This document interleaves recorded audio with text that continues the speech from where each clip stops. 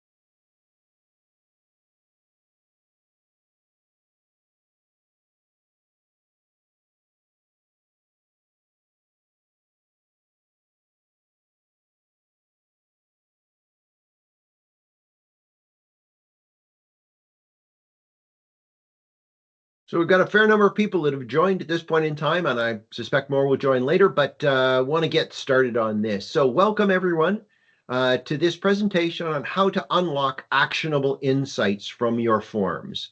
This is a joint presentation between 4Point and Yard, and we're really excited to talk about the synergies between analytics and forms and how they can really change the way that you're thinking about forms and how you're tracking this information and what you can do to improve that.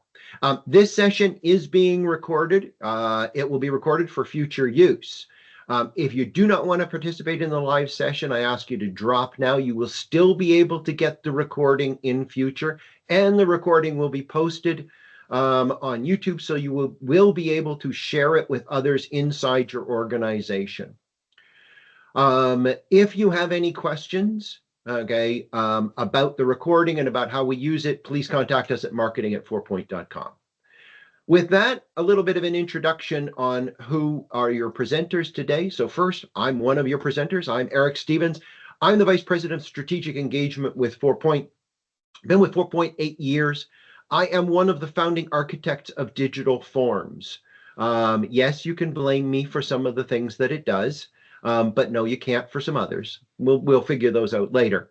I've been doing this for a very long time in a wide range of capacities, from document management, records management, business process reengineering, application development, from a whole different thing. So I bring a wide range of perspective on forms and their value inside of it. Personally, I have 3 dogs, Bella, Buddy, and Piper, and I love to cook. I am looking forward to Christmas coming up, where I get to cook a turkey and everything, and I absolutely love that. Assisting me today is Liam Martin from Yard, and I'll let Liam introduce himself. Hi there, folks. Some of you may be expecting Paul. Unfortunately, he's unwell, so I'm standing in. I'm the lead implementation developer at Yard. I bring 16 years of digital marketing experience to the crew with my Adobe and Google Stack expertise. I was previously part of a company that topped the Fast Growth 50 charts in Wales twice. That's highly relevant to today, as this was using form analysis. And unfortunately, I have no dogs, proving no matter how successful you are, you'll find a way to envy others. I love it. Ask your questions in the chat. There is a Q&A button at the top of your screen.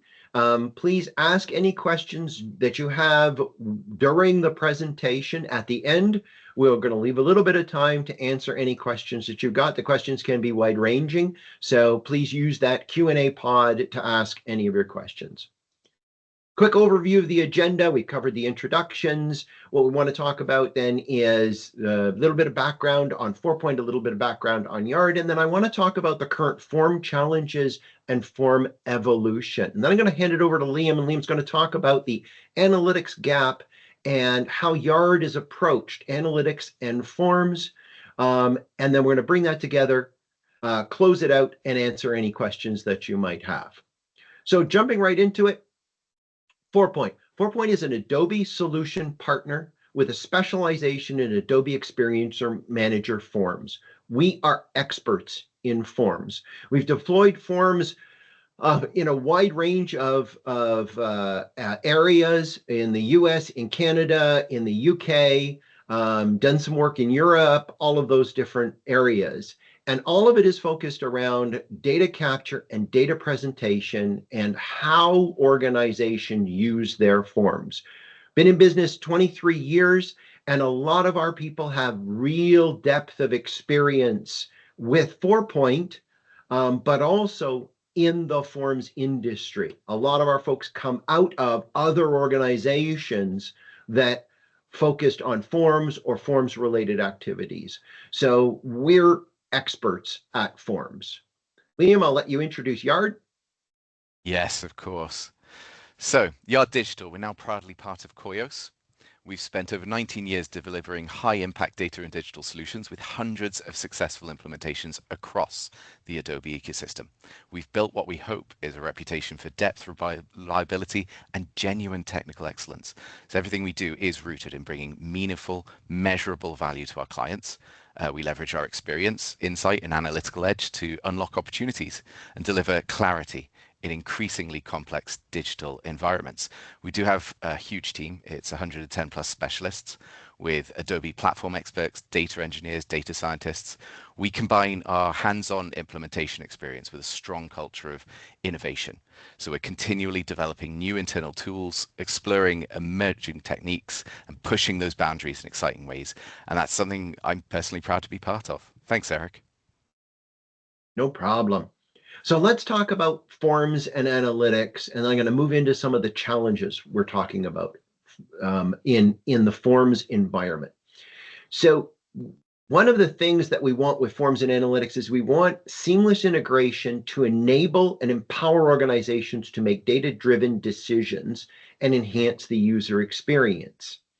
And part of the challenges that we'll talk about is that forms, as they sit today, are very isolated from all of the different activities that go on, even though they are critical drivers for the business processes, for the sales, for the operational, for the orders, for your relationships with all of your customers and your partners.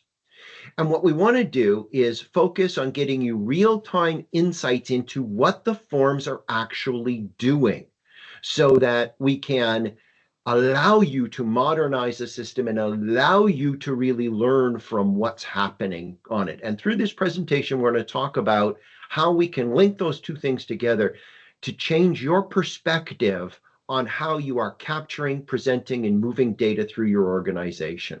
Let's talk specifically about form challenges. So one of the things that we see on a regular basis is high abandonment rates. But the challenge that organizations have is they actually don't know what the level of abandonment rate is because they don't measure that. But they know that people are complaining about complex forms and difficult forms. And you've all personally seen it. You've gone and you've tried to download a form, maybe from a bank or financial institution, or maybe from a government entity, and you pulled down a form and you went, I don't know what I'm supposed to do with this. I don't know, some forms, I don't know which line I'm supposed to fill out. Does the name go above, below, beside? Where does it do? Now, a lot of that is bad form design, and there's still a ton of that out there. All right. But a lot of it is also that it's a complex process, and some of the forms are complicated. They're asking you for complex information. So guiding you through the process, how do we fix that? And that forms that last longer are abandoned more often. Now, sometimes you need that process, but there are different ways that we can do to improve that experience, because you don't want people having to spend 20 minutes trying to fill out a form, right? Poor user experience, whether it is a offline form filled out as a piece of paper, and that is still a thing that organizations are forcing users to do, or whether that is an online form that I'm trying to fill out, but I don't know what I'm supposed to do or where I'm supposed to go. And mobile and accessibility issues. 95% of people use mobile devices, but a PDF form isn't usable on a mobile device. If you've ever tried, give it a shot and you'll be really, really frustrated. And we have accessibility legislation that is passed in all major jurisdictions around the world. So we want those forms to be accessible, and yet paper documents, online downloaded forms, online forms often fail in the accessibility realm. They don't work with screen readers properly. They're really, really challenged. And that links back to the poor UX and the slow completion, because if we've made it difficult to understand how to fill it out, that makes accessibility challenges even greater along with that. And we have privacy and security issues. 29% of people abandon it because of a lack of trust. Where is this going? Why are you asking all of these questions? How is this happening associated with it? Though all of these things result in internal operational inefficiencies, where you're looping back with that user, with that customer, with that partner, and trying to figure out what they need to do and what they need to help with, right? I'm in Canada, and I've been talking to our federal government, and our federal government has a dedicated call center group just to help people fill out the forms because they just don't know what to do with it. That is a waste of time and resources. That's operational inefficiency. If we can make that better, more effective, then we can save all of that money associated with it. And part of the reason why we see these things is that no one knows what the problem is, because there's limited visibility into user behavior, limited visibility into where they're dropping off, why they're dropping off. All of this can also cascade into compliance risk. Outdated forms lead to errors, non-compliance. The form has to look this way, but the user's not putting the data in the right place. How do we manage all of those? How do we deal with all of that? And what is the risk that that's imposing on your organization or to the individual or to both? But it's important to understand. My name is Jan. I'm calling about the shared working space. But one of the things that we want to look at is the evolution of forms, because we want to understand how we got to this kind of a situation and what we can do about it. And I kid you not, that stone tablet on the left-hand side of the screen from 2040 BC is a form. That is a form written in cuneiform. That is a form, it is a requisition for travelers, all right? That is a record, and that is a document that was used to request the goods that they needed for the traveling, the food and the materials that they needed, and it has a list associated with it. We've evolved from stone tablets, and we evolved into parchment. If you look at the parchment, those little tags that are hanging down, those are the signatures. Those are the seals on that document saying, I've signed this and I've approved that. That's actually a land transfer. Handwritten documents, you can't read it, but that's a handwritten piece of paper that is a receipt. Then we moved into typewriter and paper. But the purpose of all of this was three different things. We wanted to capture some information so that we could communicate that information and so that we had a record. Those things haven't changed. We still need to do that. We still need to capture forms. We still need to present information in a structured manner. And we still need documents of record. We still need compliant documents that say, this person agreed to that. All right. And that's what forms do. Often we go into organizations and we hear them, they want to get rid of forms. What they really mean is they want to get rid of PDFs as fillable forms, because the electronic forms we show on the left, well, that's interesting. And that's in a form that's in a browser that you can fill out, but it's still a PDF and it has very, very little intelligence. You've seen that. You've gone in and it's an Acrobat fillable form and you bring it up in the browser, but I can type anything I want in any field and it doesn't really help me. And sometimes it doesn't tab properly. All of these challenges associated with it. So we work with organizations to move those to browser and mobile native forms that are more of a data capture screen, but still understand structured input so that we can capture that, so that we can add more value to it by going, oh, if you've clicked this checkbox, then you need to fill out these 3 sections.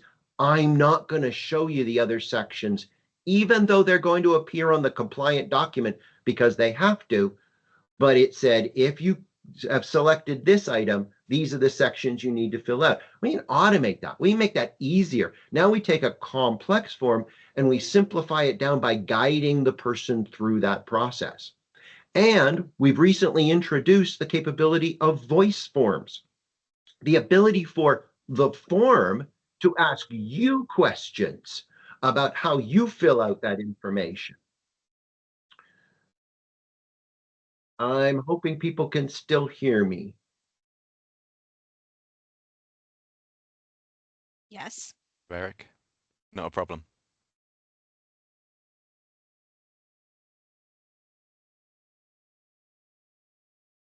Can you hear me okay, Eric?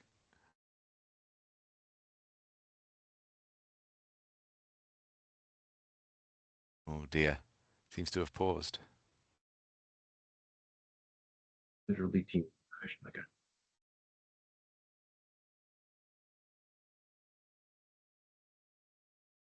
All right, let's give Eric a moment, see if it sorts itself. Otherwise, I'll be able to take over.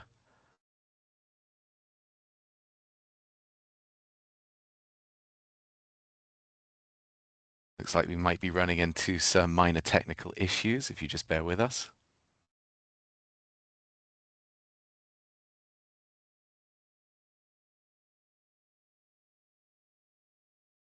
Which is rather a shame. I was quite enjoying that.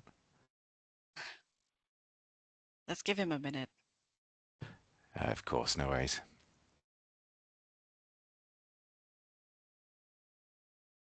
Sorry, folks. So- Thanks for your patience.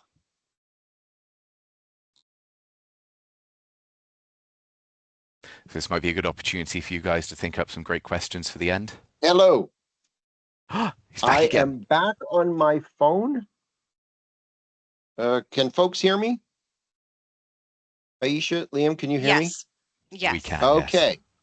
Well, okay. Can I ask Liam, can you bring up the slides, please, and share your screen? Perfect. There Thank we go. you. Can you see that? Yes, I can. So I'm going to do this from my phone, folks. Little bit of adaptation here. My computer has crashed in a hard way. So if you can move to slide number 15. There we are. Perfect. Thank you. Okay, so the form of evolution addresses some key challenges. Okay, when we move from paper to electronic forms, we get reduced manual errors and improved data legibility. We're not getting handwriting in it. Now we're filling it out as a typewritten environment. That makes it way easier. And it makes things like post-processing, scanning and OCR makes that a whole lot easier associated with it. That ultimately lowers your operational costs. So moving away from paper to electronic forms. Now, one thing I want to say is we're not advocating that you eliminate paper completely. Some people will still need paper. So you want to have a mechanism whereby your paper electronic forms and your mobile forms and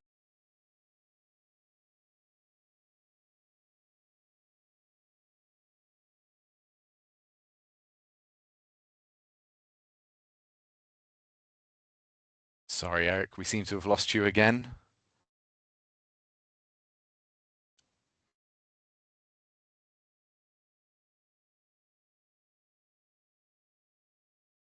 Oh, bless, he's not having luck today, is he? Oh, yeah.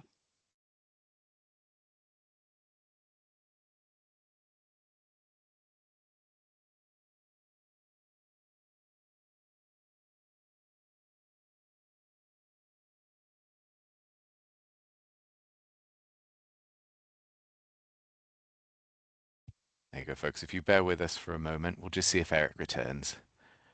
And if not, we'll just move on. Try it now. Can you hear me? Yep, we can hear you, Yes. Eric. Okay.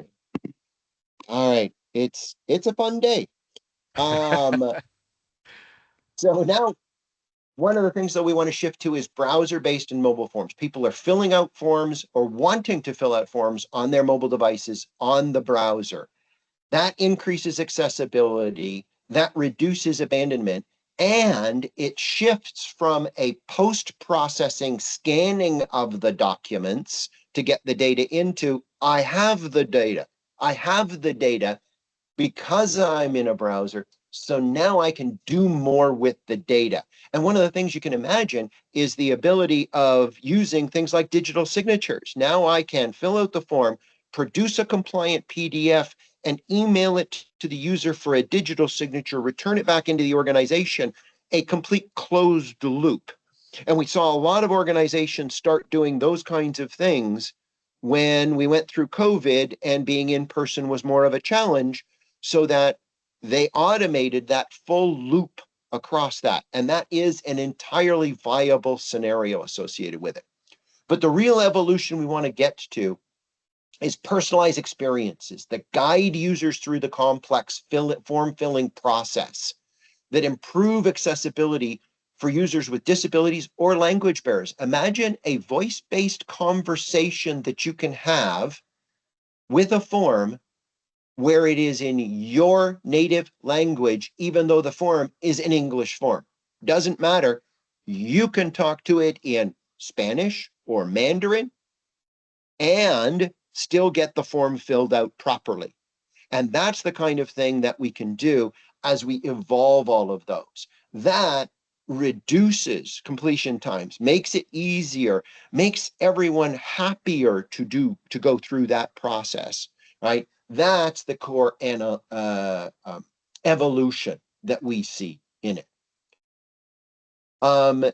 Now, in terms of the analytics gap, what I want to do is hand it over to Liam, who's going to take over and talk about the different issues between forms and how they address it from an analytics perspective. Liam, take it away. Thanks, Eric. I appreciate the introduction. So today we're going to be talking about the analytics gap. This is placing the analytics onto your form. Now, across the implementations that I've reviewed, many as they are, form tracking was often the most limited part of their analytics package. Now, many teams rely solely on page views and conversion events, leaving the actual user behavior inside the form completely unmeasured. And something I'd like to highlight today is how we can just do a lot better than that. So forms as data assets. These are one of your most valuable assets on any website. They're the point where customers share information, complete transactions. They're effectively powering most of our revenue generation and customer understanding. They enable everything from sales to lead capture to identification, all that downstream reporting that we require. Because of this, a form isn't something you simply publish and forget. It's a living part of the site experience, and that means it needs to grow. Ongoing refinement, testing, optimization. When treated like a true data asset instead of a static component, forms have much stronger value. And that's for both the business and for the customer. So forms are everywhere, as we've discussed. And yet they're one of the most overlooked data sources we have. They're often the final point of friction before one of those key conversions, and the place where the user intent either becomes a conversion or disappears.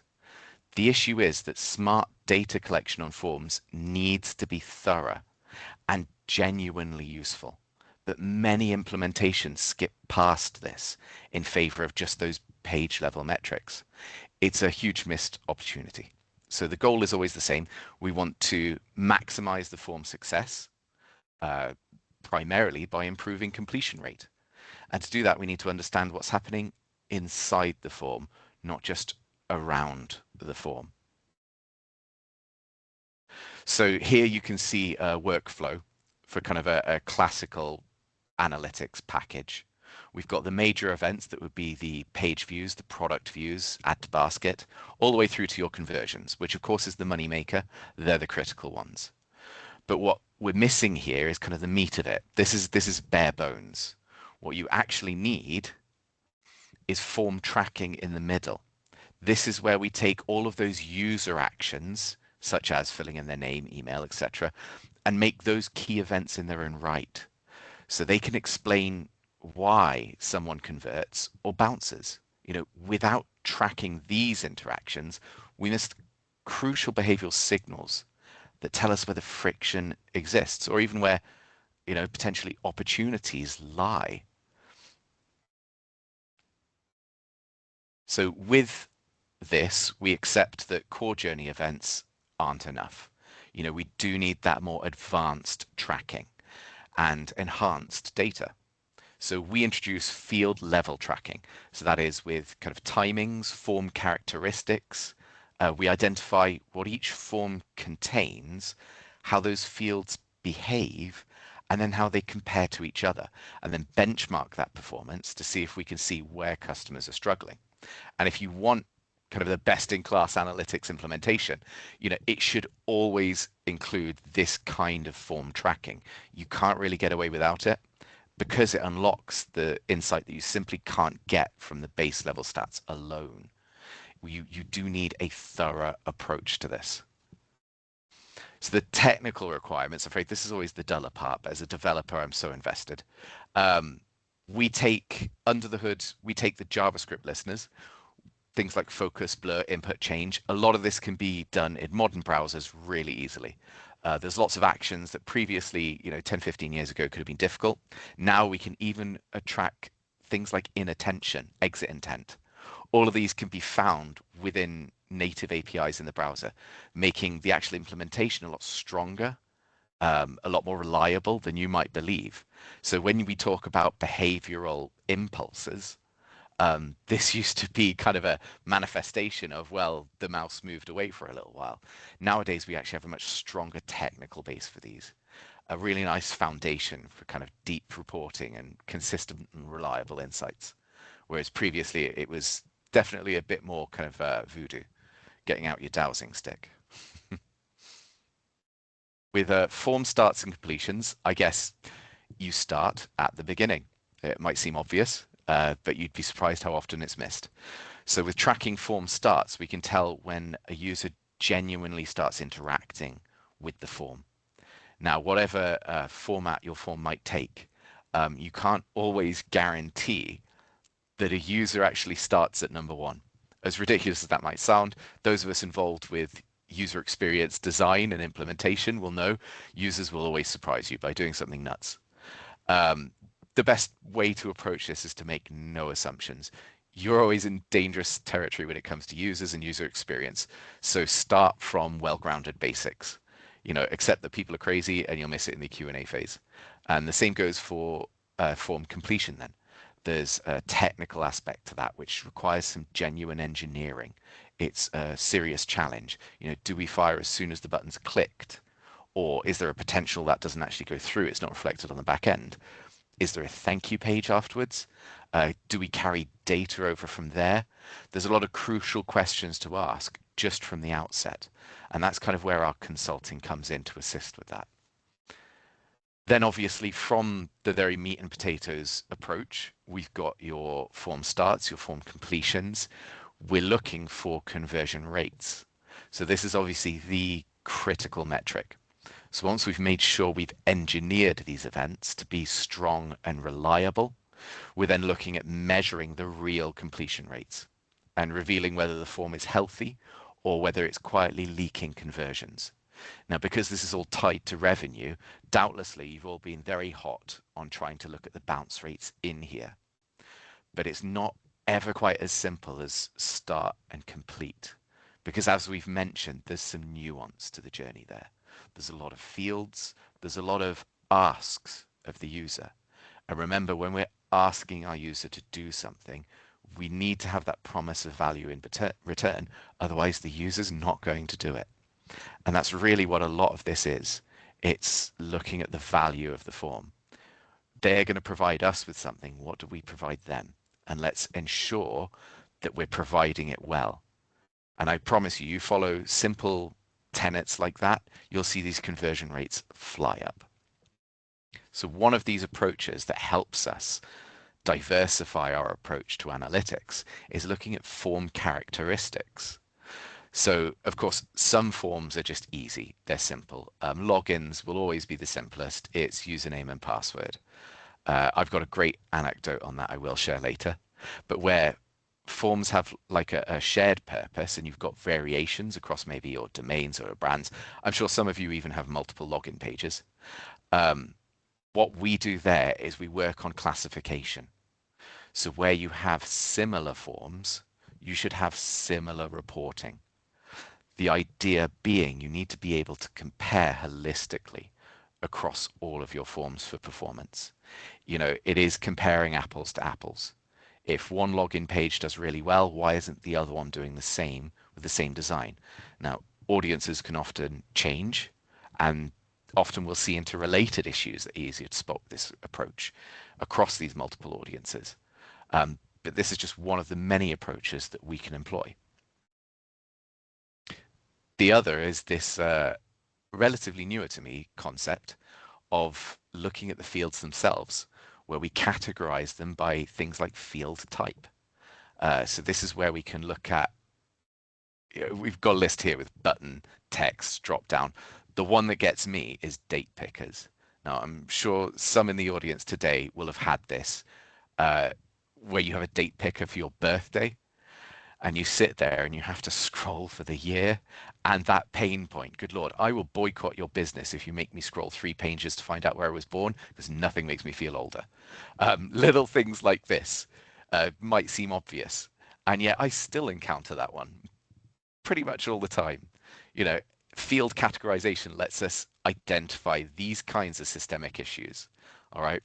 So where we've got sensitive data, personal data, you know, we want to make sure that we are treating that in an appropriate manner to the user, because again, we're asking something of them and we want that value from them.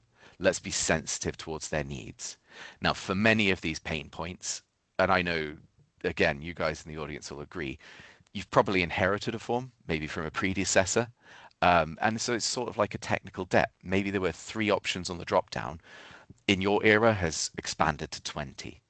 That is very much a form version of technical debt, something you can access. And so what we're providing an opportunity here, it's not just holistically looking at the different types of data sent, etc. It's a chance to reassess that yourself. This is your opportunity to put your own stamp on the form. So not just clearing technical debt. This is a chance for you to get invested. You know, especially if, like me, you really hate date pickers. And if you guys want to email me later, I've got a support group for that. Now, form dropouts. So visualization is one of our strengths, and this is something I'm always quite proud of. Our dropout reports will show, you know, not just basic percentages, they'll actually reveal where exactly the user left the form. So where we've included really deep down metrics like timings, form types, other categorizations, we'll be able to actually formulate this into visualizations that let you get those actionable insights. So when you're looking at, you know, surveys, checkouts, onboarding flows, we create the dashboards that allow you to break them down to an individual input level. And what we're looking for here would be what we call behavioral bottlenecks. So of course, those are the keys that need attention. You should never see big chunks of drop off between inputs. ideally you have that smooth flow where it's maybe like a slight gradual drop off. And, we always expect that with a form. But where you get these big chunks of percentages dropping away, it's a big key to a pain point. And if you don't have a report like this, that's the kind of thing you need. Now, when it comes to form paths, we're not just looking at, the user starts, the user finishes, the user does an input. Of course, there are steps to this. So we're looking at a holistic interaction rate. And remember, where I say forms plural, your site doubtlessly includes multiple forms. So a user might start on one form, they may cut their visit, they may return and actually start on a different form. There are insights here in that sort of unpredictable flow that might actually bring you more understanding, let you diagnose more of these hidden user experience issues. And our objective here, as always, is to smooth that progression. So I don't know how many of you are fans of Sankey graphs. Frankly, I love them. They're great. But here you can see nothing is very straightforward. A majority might start on first name. Some start on last name, move to first name. I know that always caught me out when I wrote it on exams, name, last name, and then move to date of birth with probably the dreaded date picker. Insights like this, making sure that you understand the sequence in which users want to do things and that aligns with your expectations, it helps smooth everything over. Now, form ordering. This is where we better understand those paths. So we assign order values to field steps. And this helps us see which fields users are actively avoiding. Just as an example. So when we see a consistent cause of abandonment, we'll often see some kind of pattern in there. So some forms can look very logical on paper, but then the data tells us a completely different story. And I get this across web development. Our expectations are always challenged by the actual results provided to us by users. So by highlighting the fields that users dislike the most, we can look at the moments where they're probably at the highest risk of dropping off. And this leads into things like multiple form attempts. So with the Adobe Analytics suite, we don't just look at single visit metrics, we look at visitor. So stitching all of those sessions together to give us that holistic view. Now, without this, analytics can often hide the pain. I come from a strong marketing background, so mine is always based in that kind of first last touch attribution, where your marketing channel, the first they touch and the last they touch could be, email, PPC, but you miss those in-between touches, the middle, where everything happens. Forms are very much the same. You might look at drop-offs, so that would be the last one they interacted with, or completions, that's just the last one they finished. What you're missing is that chance of multiple attempts. How many times did they approach this form before they actually got through it? This is where multi-session level analytics is critically important because there is a much larger story to this. Similarly, form tracking errors. Now, doubtlessly you're all familiar with the validation we have on forms. A technical perspective on this is we often have a simple regex or an inbuilt browser validation that we can use on this. And these in the modern day are fantastic. If you tell the browser it's an email field, it will automatically check, did they actually enter an email? Where we have more complex issues, such as failed services maybe, for those of you who might have an integrated calendar, for example, where it's pulling the calendar from another service, and then the user interacts with that, but it's broken, you might be completely unaware of this. Of course, our analytics and our reports always factor in form errors. So not just with validation, but maybe even with actual input failure. This makes invisible problems a lot less missable, practically unmissable. If you need to account for, a massive error events, this is where that kind of nitty-gritty style of reporting really becomes important. And I really can't stress just how important a good error history is, especially when you're trying to explain to stakeholders why certain failures occurred during certain parts of the year. And of course, benchmarking. So speaking of stakeholders, This is the one, of course, they care the most about. So we compare forms across journeys, brands, domains, whatever, find the strongest, weakest performers, and we'll tie that to the outcomes, and we'll actually be able to show the commercial impact. So deep analysis, classically, it's not glamorous. You know, you're digging in the dirt, but you dig in the dirt, you find diamonds. That's kind of where we shine. We're always really happy to help with this. It's the kind of thing, sadly, our staff gets quite excited about. We know where that value is a lot of the time. We love sharing our experiences because honestly, it's a win for everyone when we find some of these valuable insights. It's not just us that get a buzz out of it, I'm sure. And we know that's where a lot of the value of our service lies. And then we get to this. So, practical implementation steps. For teams who want some clarity on how we can actually deliver on this, we've got a structured implementation workflow. So it's consultant-led. You know, we try and keep it transparent, and we iterate on this as well. So it's always improving. We'll keep you up to date every stage. It's a very methodical process that we've refined throughout the years, and it just ensures that we've got the best and cleanest enhanced tracking when it lands. And of course, assuming you've now got your fancy reports with your lovely Sankey graphs that tell you date pickers are awful, you've got to turn those rich insights into actions.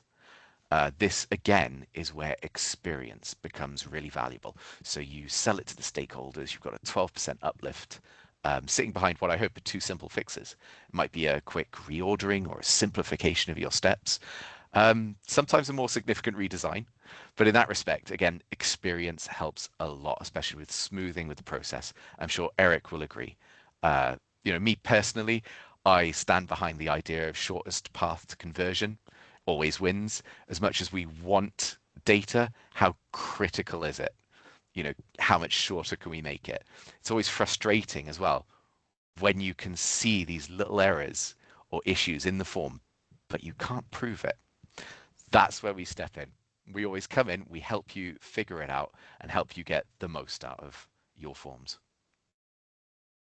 So just in summary, you know, form analytics unlocks that hidden half of the funnel. If I harken back to my marketing background again, you've got the customer funnel, and frequently we focus on the first part, trying to just force people in. Form analytics is very much the latter half of the funnel.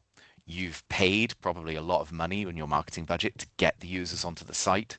Now you need to funnel them through to the conversion. Make sure you're tracking that as deeply and as detailed as possible, because there are always insights that you can draw from it. This is where I teased earlier this little anecdote, but I worked for a company called TicketSource. Based locally, it's an event ticketing solution, and we won 2 awards for the fastest growing company in Wales, 2 years running, in fact. So our gross didn't just double, nearly triple in the first year. We did that a second time in the second year running. Now, how we did this, would you believe, was directly related to this sort of form analytics. Initially, the company would ask at sign up for a huge raft of data related to anti-money laundering laws. The idea being you created an event ticketing account, you needed a merchant bank account, we had to get all the details. It was a huge kerfuffle. Users did not like this, and this was shockingly easy to prove. Now, this was a multi-step process where we would analyze, we would audit, we would make changes, and then we would look afterwards at the changes and how they performed. Now, it might surprise you, but we actually got it wrong the first time. And then when we did get it right, we even found there were further insights to be had. So having stripped away all of the ridiculous, you know, what's your grandmother's name, what's your first pet's name, and so on for the anti-money laundering laws, we actually discovered that now we'd made it so easy to create accounts, users were actually creating too many. We found a ton of users coming in, creating an account, but they'd forget the password, and they'd create like 5 or 6 accounts with the same event in them. This actually helped us a little bit. So this is a real story. You can actually go to the ticketsource.co.uk website and see the login process that I designed. Our eventual iteration, we stripped out the huge form, we stripped out all the questions, we stripped out the password. We actually used email magic links. If you go there, click create event, all you'll get is what is an email form and a checkbox, because the rest of the form was hidden much deeper in the process. And this is where a lot of my experience of the ask of forms comes from. If you want a user to do something, like tell you what their mother's dog's name was and its date of birth, you need to provide value to them first. And we did that by making it so easy to get into the account and make sure you didn't lose it when you started creating your event, when you got invested in the product. Then we would ask for the nitty-gritty details, and users would happily outpour everything to us that we required for that merchant account. And as I mentioned before, that won us 2 growth awards 2 years running. A simple story of how a simple data analysis of your forms can in fact produce huge uplift. So Eric, are you still with us? I am. They're still on Fantastic. the phone. So I'm still here. Thank you, Liam. That was absolutely excellent. I absolutely love this story, because we deal with a lot of financial institutions who have a know your customer problem, and dealing with that kind of a form and the complex data capture and the process associated with it, and trying to simplify that while maintaining the compliance and regulatory aspects that are necessary for it. It's an important process. And it's a really interesting thing. So for folks who are participating here, what we're offering you is, if there are parts of this or all of this that are of interest to you and you'd like to have a conversation with us about your specific needs, then Yard and 4Point would love to get on to a session with you where we can talk through what your challenges are, what your goals and objectives are, and put together some recommendations on what a roadmap might look like for you, so that you can start that conversation inside your organization. If you're interested, please reach out, marketing@4point.com, hello@yard.email. We'd be happy to arrange that, have that conversation, and give you those recommendations and guidance. With that, that ends the formal part of the presentation. And so let me now check. You got to bear with me a second. I'm doing this on the phone. I think I can do all of this. I'm going to look at the Q&A and see if there are any questions. If anyone does have any questions, please pop them into the Q&A. And so for Liam, we do have one question, is when you're talking about these analytic frameworks into large organizations, what are the challenges you typically see trying to explain or communicate the value, and how you get those organizations to buy in to this kind of a framework? It's a really common problem, Eric. So I mentioned before, some people can be inheriting large frameworks. So this can always be a challenge with how teams kind of think. It's not just what they track. Large organizations often have like large legacy processes. They can be really entrenched in old reporting habits. I feel the key is always to find a new way to answer questions they've never been able to answer before, rather than trying to frame it as more tracking. Demonstrate quick wins. Show how insight can reduce the friction, or even directly increase revenue. Small, sharp tests can be like a test bed for what will come later.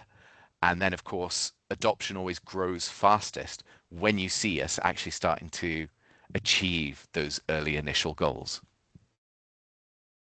And I'm going to steal part of your answer for the question directed at me about the evolution of forms, and how you get organizations to realize that they need to move away from what we call the 8.5 by 11 trap.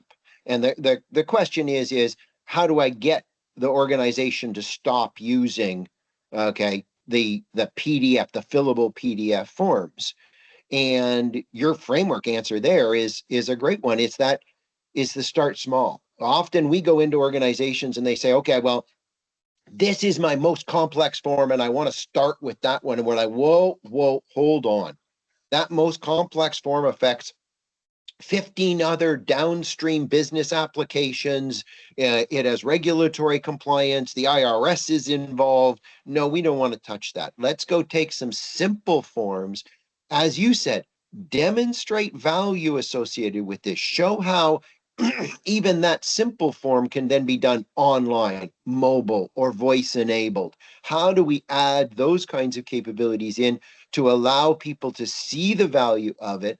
And because in both the analytics and in the form cases, we are putting a framework in place. So there's work associated with that before the first form gets done properly, and it has to be connected properly. So what we want to do is ensure that we're going through that process, but demonstrating value as quickly as possible. So I love the answer of connecting those, because that's exactly how we get people moving through the evolution of forms, as we talked about. If anyone's got any other questions, please let me know. I'm not seeing anything else. So with that, then I'm going to say thank you all very, very much. Thank you for putting up with my technical challenges. And I hope you all have a great day. If you are interested in more information from us, please reach out, and you will be able to see the video and share the video with other folks in your organization, and we'll let you know as soon as that is posted. Thank you all so much. Really appreciate your time. Cheers, guys. Thank you very much.